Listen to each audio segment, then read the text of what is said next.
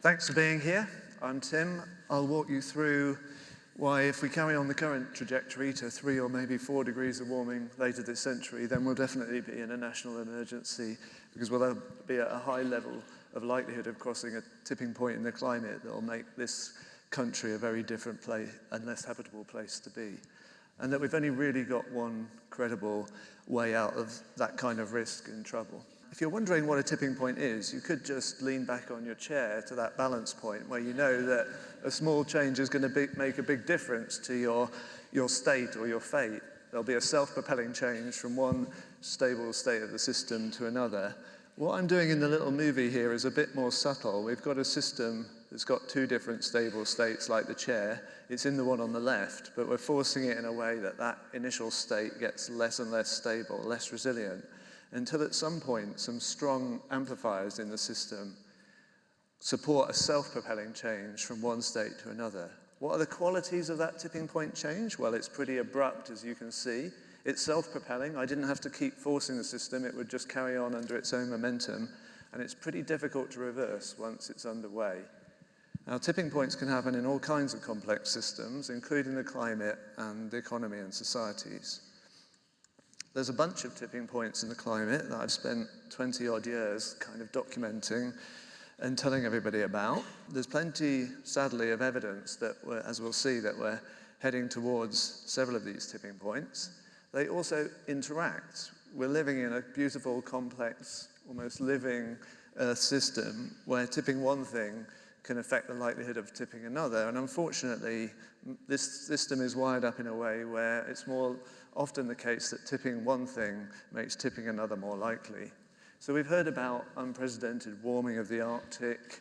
That's causing a bunch of consequences, including the accelerated melt of the Greenland ice sheet. We've got fresh water pouring off the Greenland ice sheet. That's one of the things, along with that Arctic warming, that's contributing to a measured slowdown in the great overturning circulation of the Atlantic Ocean, which we'll come back to in a minute because that's the big risk for us if that tips. And so on. I won't run through all of these interactions. The problem is we risk, at the worst case, a bad tipping cascade where we lose control, essentially, of the climate problem. And we've got damaging changes just propelling one another. So we recently published our Global Tipping Points Report 2025, telling the world that whilst we're here at about 1.4 degrees centigrade of global warming at the moment and heading to 1.5 around 2030, we've already crossed a tipping point for the world's coral reef ecosystems that support the livelihoods of around 500 million people and protect many coastlines from rising sea levels and storm surges. We met in Belém in the Amazon in the knowledge that we are now, as we head over 1.5 degrees C of global warming in the near future, at risk of tipping a loss of the Amazon rainforest that isn't just a catastrophe for nature, but it adds a lot of carbon to the atmosphere and removes a lot of reflective cloud cover, so it adds to global warming for all of us.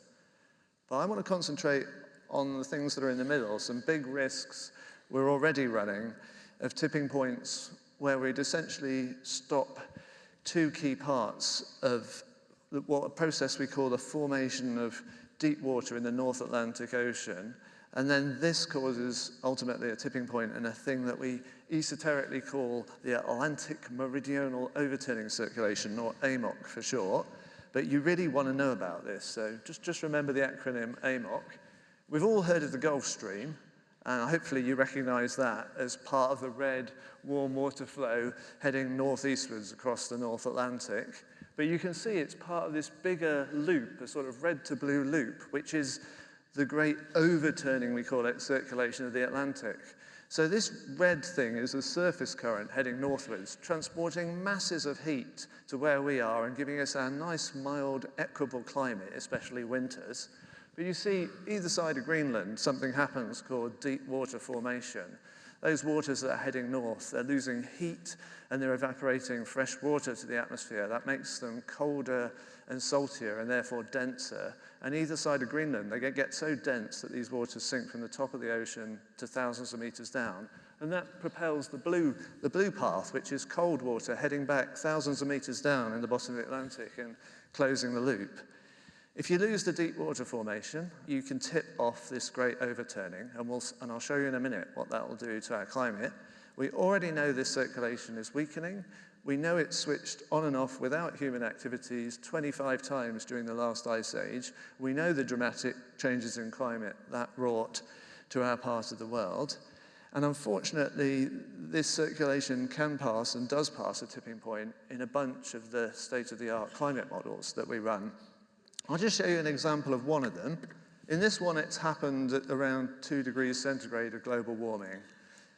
On the right, you're seeing a remarkable comeback of the Arctic sea ice cover that happens if we cross this tipping point, with the sea ice reaching down to the wash and covering most of the North Sea by February each winter. On the left, there's some information about what the decadal winter climate extremes will be if we've crossed this tipping point. In London, it's minus 20 degrees C and 3 frozen months of the year. And in Edinburgh, it's minus 30 degrees C and 5.5 frozen months of the year. And yet the summers will still be hotter than today because it's a 2 degrees warmer world, not a 1.4 degrees warmer world. So the seasonality of the UK, the climate, is like nothing we've ever seen before. It's radically increased. We've previously looked at what would this do to some basic things like land use and food production. And the simple version is it eliminates the possibility to grow crops in the UK. So instead of being a bit over 50% dependent on food imports, we'll be perhaps nearer 100%. But that's possibly the least of our worries, because there'd be a major water security crisis. We calculate that there'd be not enough water from the winters to get through the summers in the southeast of England, where most of the people are, like us today. And then in the global context, this is a simple calculation of what passing this tipping point does for the viable areas for growing 2 major staple crops, wheat and maize worldwide, and they're reduced by more than a half. So it's a global food security crisis. So the overarching message from that, we're running an increasing risk of these tipping points, including this critical one for the UK. That risk goes up markedly with every fraction of a degree of warming and every year over 1.5 degrees C.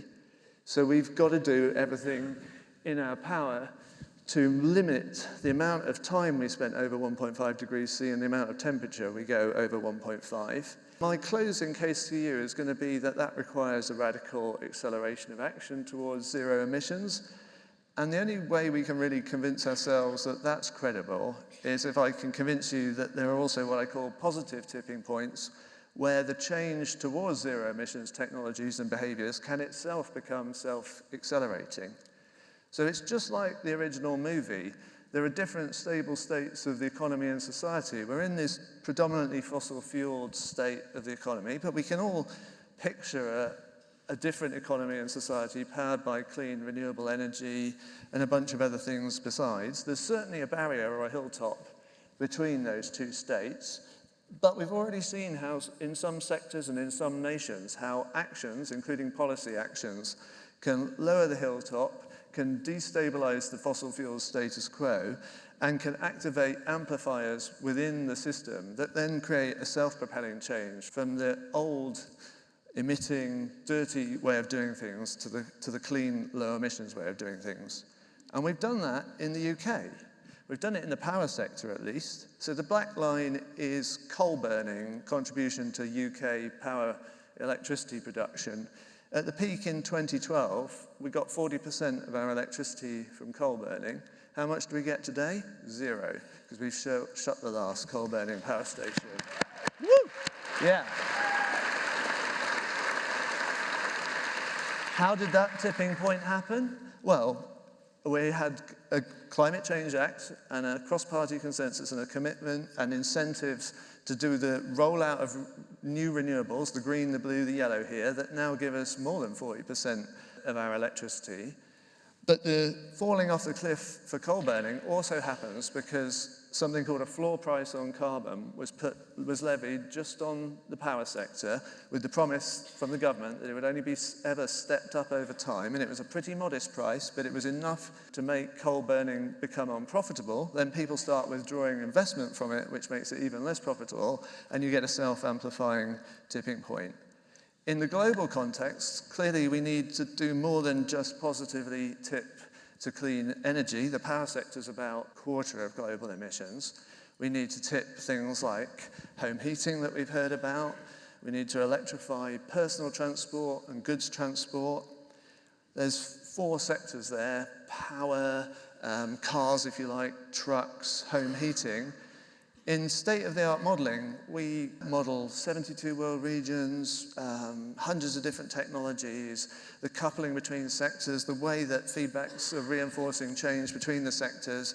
There's a lot of information on the slide, but the take-home message from it is, if we want to see positive tipping points in across these crucial sectors that make up a large fraction of total emissions, then the most effective policies to bring them forwards are mandates to phase out the fossil fuel technology and phase in the clean technology. So we're talking here about the ban on petrol and diesel car sales from 2030. We're talking about, correspondingly, would be banning gas boilers from a point in the future, banning diesel trucks from 2040. What that does is it activates the amplifiers in the system that we've all should be witnessing in the global economy, which is the more we adopt the clean technology, the better and the cheaper it gets. We're already in a world where the renewables are, together with battery storage, the cheapest source of electricity worldwide.